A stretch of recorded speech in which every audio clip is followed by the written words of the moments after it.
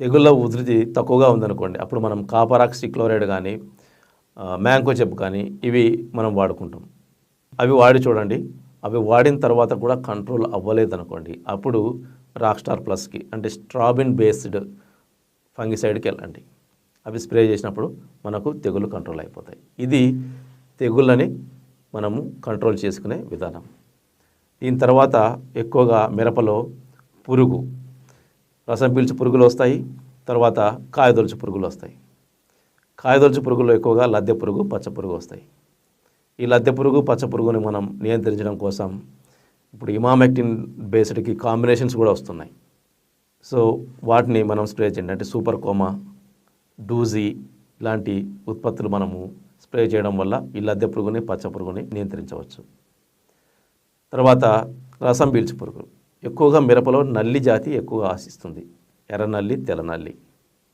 ఈ ఎర్రనల్లి, తెల్లనల్లిని లేదా తామర పురుగుని దీనిని కంట్రోల్ చేయాలంటే అబామెక్టిన్ బేస్డ్ దాని కాంబినేషన్లో అబామెక్టిన్కు కాంబినేషన్గా ఉన్నటువంటి ఉత్పత్తుల్ని మనం ఉపయోగించడం వల్ల ఈ నల్లి జాతిని మనం నివారించవచ్చు.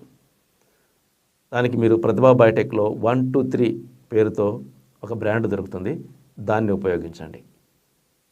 అది ఉపయోగించడం వల్ల ఈ ఎగరలేనటువంటి నల్లి జాతి, తామర పురుగు ఏవైనా అవి కంట్రోల్ అయిపోతాయి.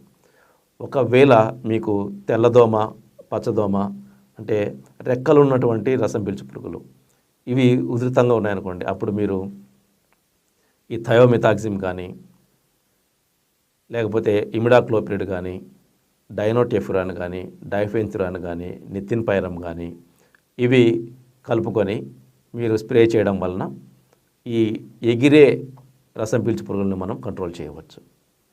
సో ఇది పురుగులు కానీ రసం పీల్చు పురుగులు కానీ మనం ఎలా కంట్రోల్ చేసుకోవాలి అనే దాని గురించి సమాచారం.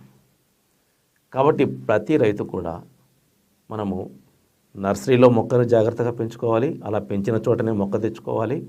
తర్వాత నాటు వేసినప్పటి నుంచి ఎరువులను ఎలా వేయాలో మీకు చెప్పాను. అలా కేజీలలో మిశ్రమాన్ని తయారు చేసుకొని 6 నుంచి 7 దఫాలు వేసుకోండి. తర్వాత తెగుళ్ళ మందులు, తెగుళ్ళు ఎలా కంట్రోల్ చేసుకోవాలి అంటే ఆ విధానం కూడా మీకు చెప్పాను. ముఖ్యంగా ప్రతి రైతు కూడా ముందు జాగ్రత్తగా ముందే చేయండి ఈ చర్యలు. ఈ సూడోమోనాస్ ఫ్లోరసెన్స్ను కానీ ట్రైకోడెర్మా విరిడి కానీ బ్యాసిలస్ సబ్టిలిస్ని కానీ మనం ముందుగానే ప్రవేశపెట్టడం వలన తెగుళ్ళ ఉధృతిని మనం తగ్గించవచ్చు.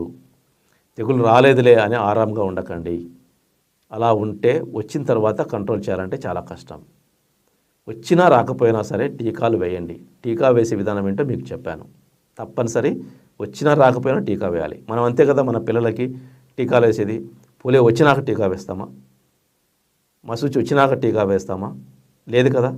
కలరా వచ్చినాక టీకా వేయం కదా, ముందుగానే వేస్తాం కదా. ఎందుకు వేస్తున్నాం? అవి రాకుండా ఉండటం కోసం వేస్తున్నాం. అలాగే మొక్క కూడా